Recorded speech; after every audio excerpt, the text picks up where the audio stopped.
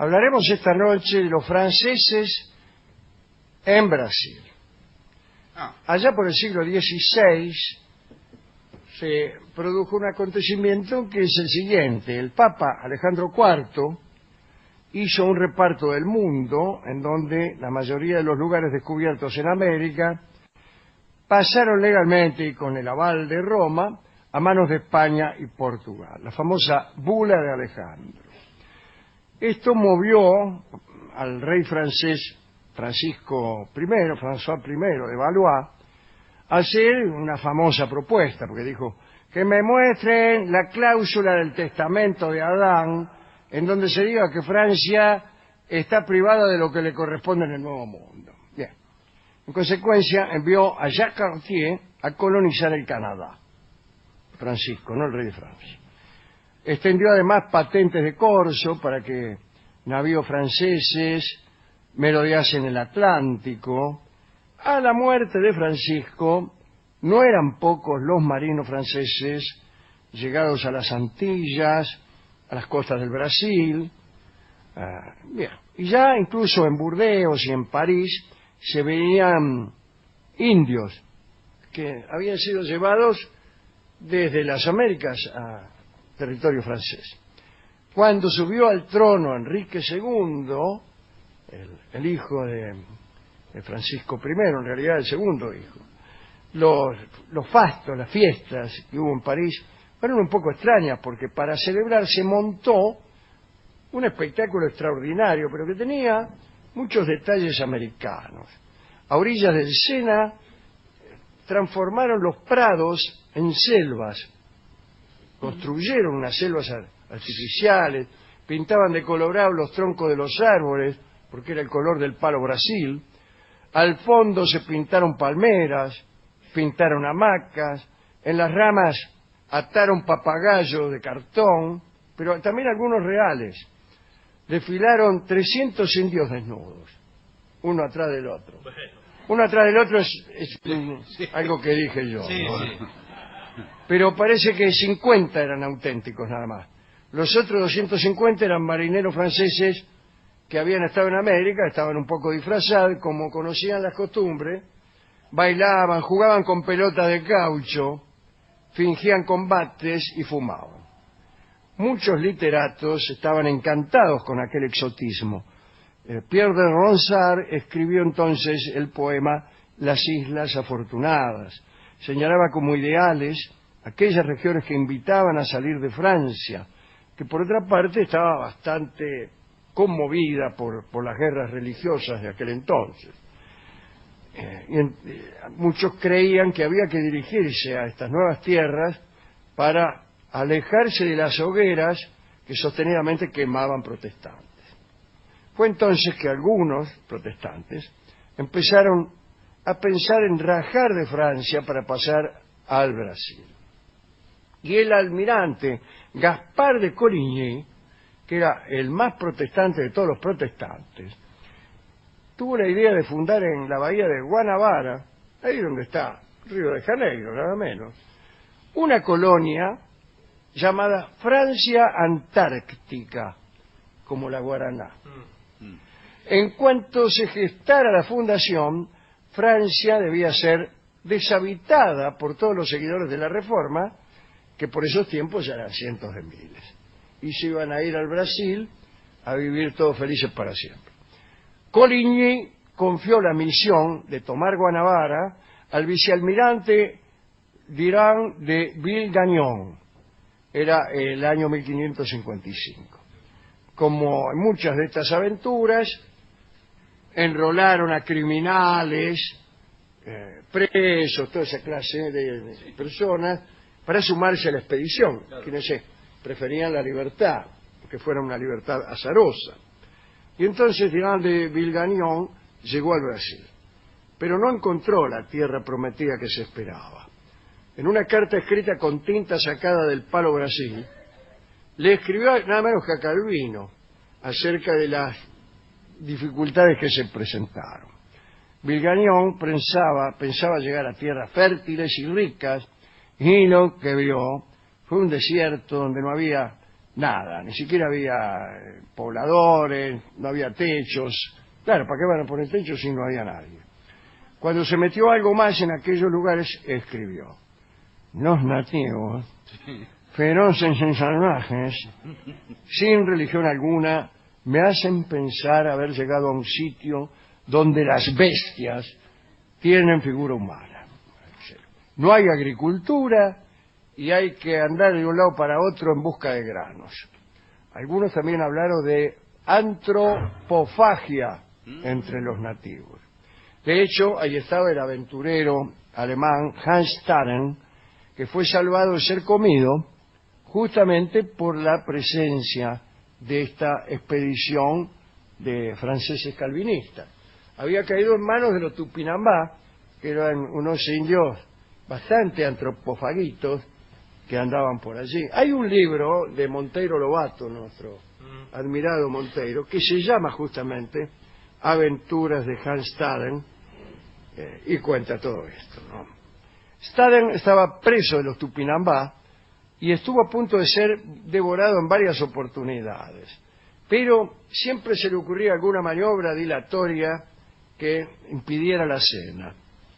Cuando los franceses llegaron y visitaron al cacique Tupinambá, Staden habló con los franceses y entre todos idearon un escape. Escribió Staden: habíamos combinado que unos 10 hombres de la tripulación francesa, que de algún modo se me parecían, se reuniesen y declarasen que eran mis hermanos y que querían llevarme consigo, puesto que nuestro padre quería verme una vez más antes de morir. Y el cacique se apiadó, ¿sí?, y lo dejó ir. Lo dejó ir. Leí, así me libró el señor, dice, cerrando sus crónicas, Staden. Dice que también le prometió al jefe Tupinambá que iba a regresar. Pero no volvió más. No volvió más. Un día estaba ahí con la madre, con el padre, en Alemania, no sé de dónde era él, en Holanda. Y dice, bueno, voy a volver. No. Dice la madre, no volvás más. Dice, al final por ahí volver te va a morfar. Y el tipo dice, tenés razón. Mire. Bueno. Pero bueno, como quiera que sea, saber que había antropófagos por ahí detonó el horror entre los marinos de la expedición que querían volver. El jefe, el Irán de Vilgañón, fue obstinado y dijo, que acá nos quedamos, qué sé yo. Empezaron los problemas. Algunos se conjuraron para asesinarlo y se salvó con el hilo de una pata porque uno batió la cana. Uno de los conjurados escupió. Dice, guarda que te van a asesinar. Vilgañón atrapó a los intrigantes. La desesperación era tal que al primero que le quitó Vilgañón las cadenas para que volviera a trabajar en la expedición, en cuantito se vio libre, corrió y se tiró desde lo alto de una roca, se mató. Prefirió matarse antes que estar ahí. Dinan de Vilgañón detectó otro inconveniente mucho peor. Algunos desesperados deseaban regresar a Francia y abrazar el catolicismo, convertirse, así como nosotros hace un rato, con todo fervor. Bueno, a estos infieles ya Vilgañón los condenó a morir. Dijo, un momento, yo soy bueno, pero no soy bueno. Quedaron colgados incluso a la vista de los demás, como aviso. Sí, bueno. Cuidado, Bien, nada más. Los inicios de la Francia antártica protestante no parecían muy auspiciosos ni muy inclusivos, como se ve. La capital del lugar, que es donde está ahora Río de Janeiro, se llamó Coligny, en homenaje al almirante Gaspar de Coligny, que era el que los mandaba desde Francia. Aquí estaba el Vilgañón, pero en Francia el Coligny. Poco más tarde viajó otro, un tal Jean Lery, a la colonia. Para consolidar la fundación llegó con 300 colonos. En realidad el Vilgañón le había pedido 3.000, pero casi nadie se animaba a esa expedición. Lery regresó a Francia y escribió un libro famoso, Historia de un viaje hecho en la tierra del Brasil.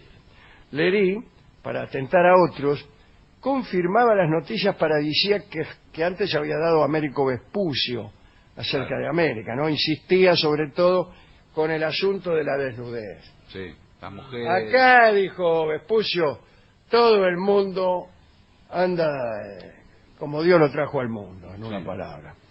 Y entonces decía que las mujeres andaban desnudas, qué sé yo, bla, bla, bla. Son más incitantes, dice, que las mujeres de Europa con sus trajes, la joya, qué sé yo. De todos modos, insistía en la multiplicidad de placeres que podían encontrarse en la colonia. Pero esa Francia antártica fue efímera. 2 años después, una tropa de portugueses, bajo el mando del gobernador Mendes Sá, atacó a los franceses y los reventó. La mitad de los franceses murió. Los que quedaron regresaron a su patria, pero para vivir tiempos muy difíciles que desembocaron en la famosa noche de San Bartolomé, ¿no? Y en el destino trágico de aquel que había dado el nombre primitivo a Río de Janeiro, al almirante Gaspar de Coligny, que efectivamente fue asesinado esa misma noche. 23 de agosto de 1572, le digo porque Sí. Nosotros hacemos prácticamente todas charlas. las charlas cerca de 9 de julio, Independencia Argentina. Sí. 1 de enero, Año Nuevo. No, bueno. A ver. Y todo así. Todo así. Al día siguiente era San Bartolomé. Los católicos, bajo el mando de Enrique de Guisa, marcharon a la casa de Coligny, y centenares de miles de otros hugonotes, así le llamaban a los protestantes, le hacían una raya de tiza a las casas de los hugonotes, después venían los tipos, los sicarios, y los mataban. Bueno, marcharon a la casa de Coligny. Coligny estaba en la catrera mientras chamullaba con unos amigos. Un amigo de Coligny se asomó por la ventana y dijo que los soldados del rey rodeaban la casa. El rey era evidentemente Carlos IX, que era hijo del ya mencionado Enrique II, y que fue el protagonista de la noche de San Bartolomé, junto a su mamá, la muy célebre Catalina de Médici. Bueno, le dijo el amigo, dice, ahí vienen los soldados del rey. Y Coligny, sin levantarse la catrera, vio, porque era medio... Está bueno. Era medio sobón. Sí, tendría que haber salido rajando. Le dijo, salvaos si podéis, Sí. no intentéis defenderme. Despidió a sus amigos, los amigos rajaron más rápido que ligero. Todavía no había dicho 2 palabras, Sí. le pegaban los talones en la espalda a los amigos. Al poco tiempo entró en la habitación el soldado Besme y le preguntó al herido, ¿eres Coligny? Y el almirante respondió, respetá estos cabellos blancos, jovencito. No tenía nada que ver. Pero vio esos viejos que a todo lo que uno le dice, respetá estos cabellos, qué sé yo.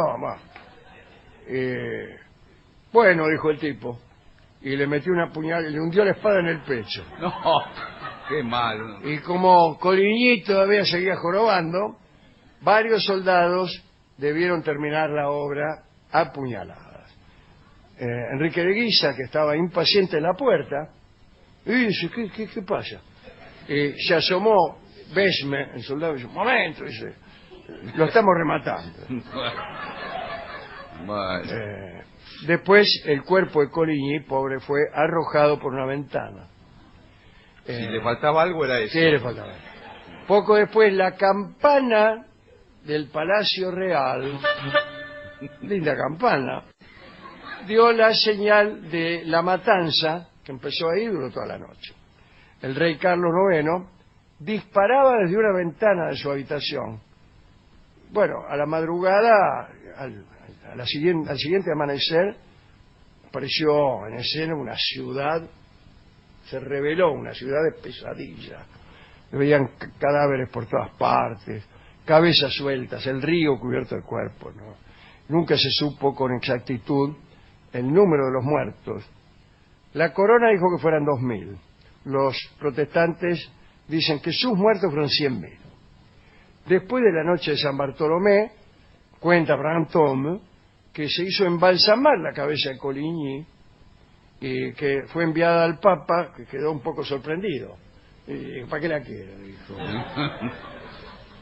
Los católicos hicieron de aquella mala suerte en Brasil un argumento para instar a los rebeldes a abrazar lo que ellos creían que era la liturgia verdadera. Dicen, ¿no es? Le fue mal en Brasil porque el cielo se pronunció, etcétera, etcétera.